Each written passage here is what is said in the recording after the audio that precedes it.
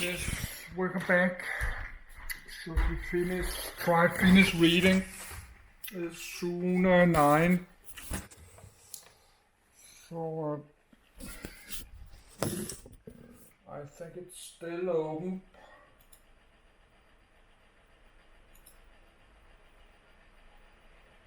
Yes. But I need a minute. I need a minute to go to bed.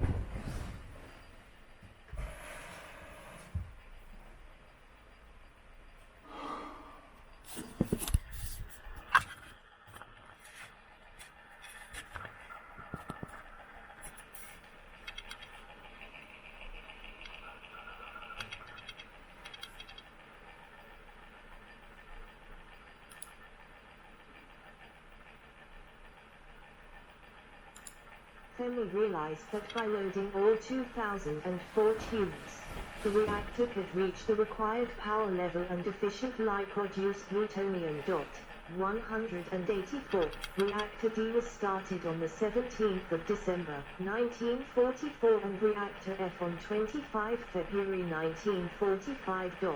185. Separation process. A contour map showing the fork of the Columbia and Yakima rivers and the boundary of the land, with 7 small red squares marked on it. Map of the Hanford site. Railroads flank the plants to the north and south. Reactors are the 3 northernmost red squares, along the Columbia River. The separation plants are the lower 2 red squares from the grouping south of reactors. The bottom red square is the 300 area. Meanwhile, the chemists considered the problem of how plutonium could be separated from uranium when its chemical properties were not known. Working with the minute quantities of plutonium available at the Metallurgical Laboratory in 1942, a team under Charles M. Cooper developed a lanthanum fluoride process which was chosen for the pilot separation plant. A second separation process, the bismuth phosphatase process, was subsequently developed by Seaborg and Stanley G. Thompson. 186. Greenewald favored bismuth phosphate process due to the corrosive nature of lanthanum fluoride, and it was selected for the Hanford separation plants. 187. Once X-10 began producing plutonium, the pilot separation plant was put to the test. The first batch was processed at 40% efficiency, but over the next few months this was raised to 90%. 173. At Hanford, top priority was initially given to the installations in the 300 area. This contained buildings for testing materials, preparing uranium and assembling and calibrating instrumentation. One of the buildings housed the canning equipment for the uranium slugs, while another contained a small test reactor. Notwithstanding the high priority allocated to it, work on the 300 area fell behind schedule due to the unique and complex nature of the 300 area facilities, and wartime shortages of labor and materials. 188. Early plans called for the construction of 2 separation plants in each of the areas known as 200 West and 200 East. This was subsequently reduced to 2, the T and U plants, in 200 West and 1, the B plant, at 200 East. 189. Each separation plant consisted of 4 buildings, a process cell building or canyon, known as 221, a concentration building, 224, a purification building, 231, and a magazine store, 213. The canyons were each 800 feet, 240 m long and 65 feet, 20 m wide.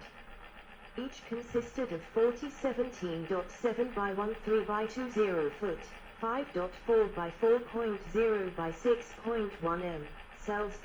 190. Work began on 221T and 221U in January 1944, with the former completed in September and the latter in December. The 221B building followed in March 1945. Because of the high levels of radioactivity involved, work in the separation plants had to be conducted by remote control using closed-circuit television, something unheard of in 1943. Maintenance was carried out with the aid of an overhead crane and specially designed tools.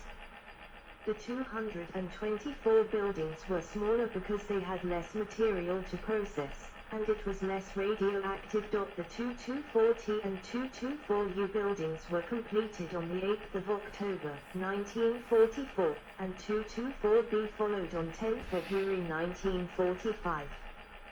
The purification methods that were eventually used in 231W were still unknown when construction commenced on the 8th of April 1944. But the plant was complete and the methods were selected by the end of the year. 191. On the 5th of February 1945, Matthias hand-delivered the first shipment of 80 g of 95% pure plutonium nitrate to a Los Alamos courier in Los Angeles. 185. Weapon design. Long, tube-like casings. In the background are several ovoid casings and a tow truck. A row of thin man casings. Fat man casings are visible in the background. In 1943, development efforts were directed to a gun-type fission weapon with plutonium called Thin Man. Initial research on the properties of plutonium was done using cyclotron-generated plutonium-239. Which was extremely pure but could only be created in very small amounts. 192. Los Alamos received the first sample of plutonium from the Clinton X-10 reactor in April 1944, and within this Emilio Segura discovered a problem. The reactor bred plutonium at a higher concentration of plutonium-240, resulting in up to 5 times the spontaneous fission rate of cyclotron plutonium. 193. This rendered it unsuitable for use in a gun-type weapon, for the plutonium-240 would start the chain reaction too soon, causing a pre-detonation that would disperse the critical mass after a minimal amount of plutonium had fissioned, a fizzle. A higher velocity gun was suggested but found to be impractical.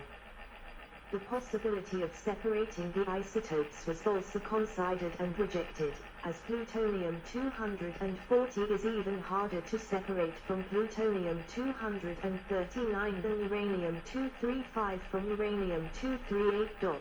194.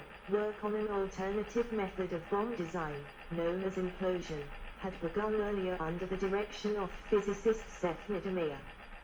Implosion used explosives to crush a subcritical sphere of fissile material into smaller and denser form. The critical mass is assembled in much less time than with the gun method. When fissile atoms are packed closer together, the rate of neutron capture increases. 195. So it also makes more efficient use of the fissionable material.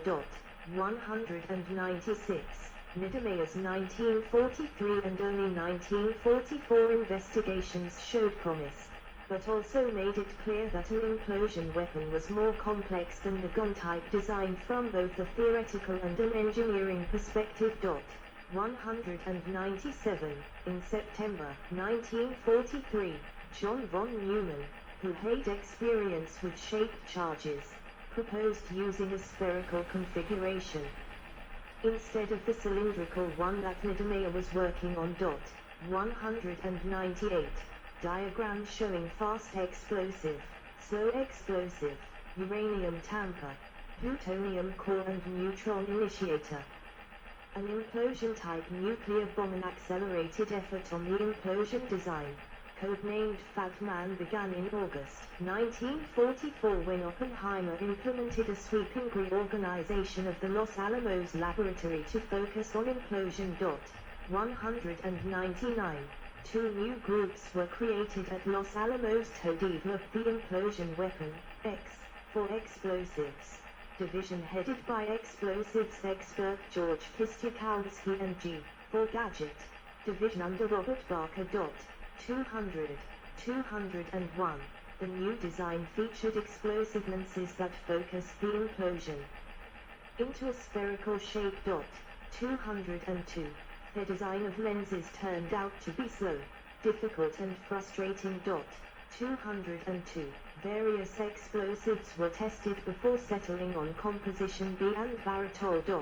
203. The final design resembled a soccer ball, with 20 hexagonal and 12 pentagonal lenses, each weighing about 80 pounds, 36 kilograms.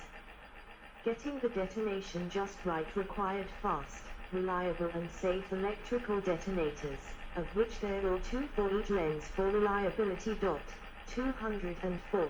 They used exploding bridge wire detonators, a new invention developed at Los Alamos by a group led by Luis Alvarez. 205. To study the behavior of converging shock waves, Robert Servo devised the ROLAR experiment, which uses a short-lived radioisotope lanthanum-140, a potent source of gamma radiation. The gamma-ray source was placed in the center of a metal sphere surrounded by the explosive lenses, which in turn were inside in an ionization chamber. This allowed the taking of an X-ray movie of the implosion. The lenses were designed primarily using this series of tests. 206. In his History of the Los Alamos Project, David Hawkins wrote, ROLA became the most important single experiment affecting the final bomb design. 207. Within the explosives was an aluminum pusher, which provided a smooth transition from the relatively low-density explosive to the next layer, the tamper of natural uranium. Its main job was to hold the critical mass together as long as possible, but it would also reflect neutrons back into the core and some of its uranium would fission. To prevent pre-detonation by an external neutron, the tamper was coated in a thin layer of neutron-absorbing boron. 204. A polonium-beryllium modulated neutron initiator, known as inertium, 208, was developed to start the chain reaction at precisely the right moment. 209. This work on the chemistry and metallurgy of radioactive polonium was directed by Charles Allen Thomas of the Monsanto Company and became known as the Dayton Project. 210. Testing required up to 500 curies per month of polonium, which Monsanto was able to deliver. 211. The whole assembly was then cased in a duralumin bomb casing to protect it from bullets and flak. 204. A shack surrounded by pine trees. There is snow on the ground. A man and a woman in white lab coats are pulling on a rope, which is attached to a small trolley on a wooden platform. On top of the trolley is a large cylindrical object. Remote handling of a kilocura source of radiolanthanum for a ROLAR experiment at Los Alamos. The ultimate task of the metallurgists was to determine how to cast plutonium into a sphere. The difficulties became apparent when attempts to measure the density of plutonium gave inconsistent results. At first contamination was suspected, but it was soon determined that there were multiple allotropes of plutonium. 212. The brittle alpha phase that exists at room temperature changes to the plastic beta phase at higher temperatures. Attention then shifted to the even more malleable phase that normally exists in the 300 degrees Celsius to 450 degrees Celsius range. It was found that this was stable at room temperature when alloyed with aluminum, but aluminum emits neutrons when bombarded with alpha particles, which would exacerbate the pre-ignition problem. The metallurgists hit upon using a plutonium-borium alloy, which stabilized the phase and could be hot-pressed into the desired spherical shape.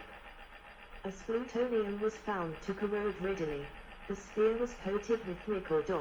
213. The work proved dangerous. By the end of the war, half the chemists and metallurgists had to be removed from work with plutonium when unacceptably high levels of the element was detected in their urine. 214. Amina fire at Los Alamos in January 1945 led to a fear that a fire in the plutonium laboratory might contaminate the whole town, and Groves authorized the construction of a new facility for plutonium chemistry and metallurgy, which became known as the DP Site. 215.